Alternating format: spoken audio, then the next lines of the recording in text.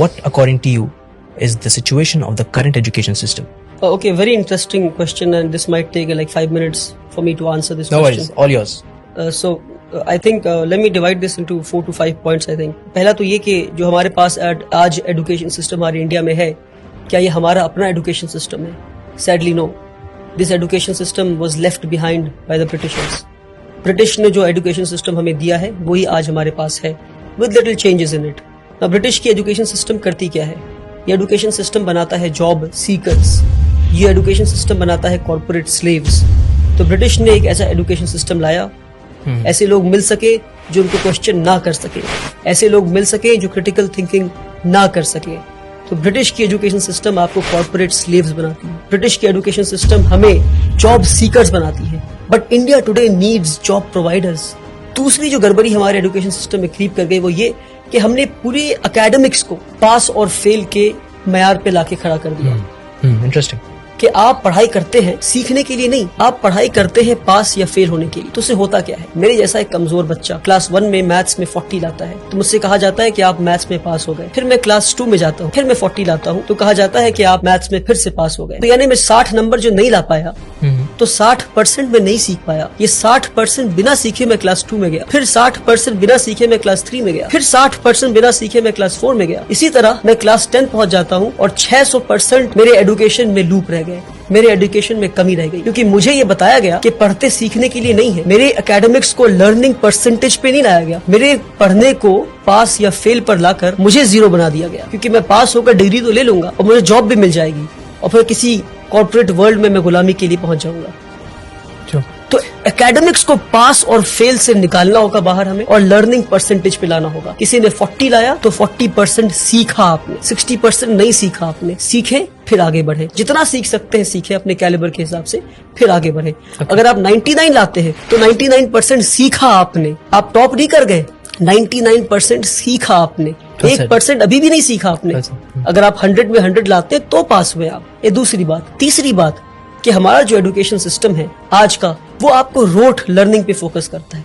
आप पढ़ते जाते हैं पढ़ते जाते हैं पढ़ते जाते हैं पर आपको पता नहीं आप क्या पढ़. आपने पढ़ा होगा कि इंडिया में जो फूड ग्रेन्स है वो मिलेट है, बाजरा है, जौर है. ये पढ़ा आपने, पर कभी देखा आपने इन चीजों पढ़ा है, but I have not seen it. Correct. मैंने भी कभी देखा नहीं. मेरे ख्याल से मिलेट्स ऑन पर्पस नहीं दिखाया गया इसको. बाजरा तो अगर आप बाजरा देख लेते तो आप पता करते कि बाजरा उगना क्यों बंद हो गया है. हाँ, बंद हो गया. That's what I'm saying.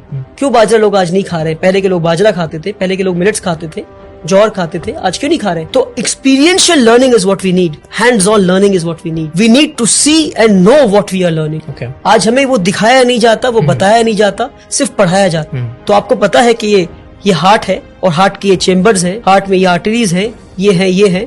मगर आपको कभी इंसान का दिल दिखाया जाए तो आप बोलेंगे भैया ये क्या है? प्रैक्टिकलिटी. ये practical learning is what we need आज के दिन पे. Hands on experiential learning. तीसरी चीज. तो चौथी चीज है वो ये कि हमारे एजुकेशन को हमने समझा कि एकेडमिक्स ही एजुकेशन है. क्या? एकेडमिक्स ही एजुकेशन है. Academics is just a drop in the ocean of education. I would say the remaining water is तरबियत, इज अपब्रिंगिंग. कि भाई आप बात कैसे करते हैं? Are you confident? Are you creative? Do you have critical thinking? Are you developing higher order thinking skills? Are you questioning things? Absolutely. How do you sit? How do you conduct yourself with people? ये सारी चीजों को छोड़कर हर चीज को academics पे ले आया.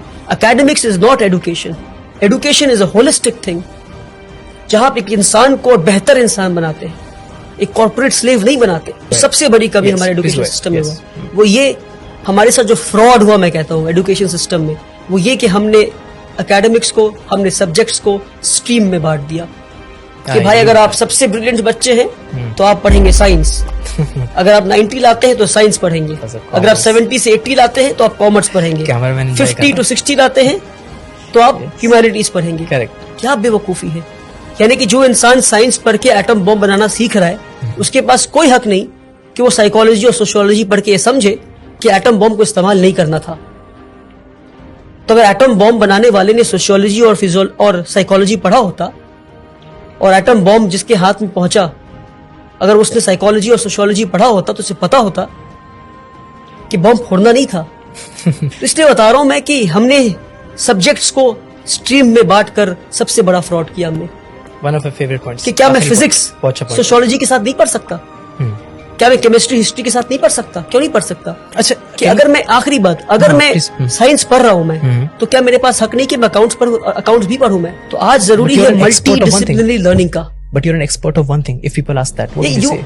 You can have majors and minors. Yes, that's the answer. You need to have the hang of almost all the subjects. Makes sense. You need to learn accountancy. You need to know economics.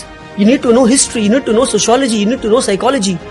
You can be an expert of history, but you need to know the basics of physics. पर हमारे साथ ये fraud किया गया. आप physics पढ़ेंगे पर आप हिस्ट्री नहीं पढ़ सकते.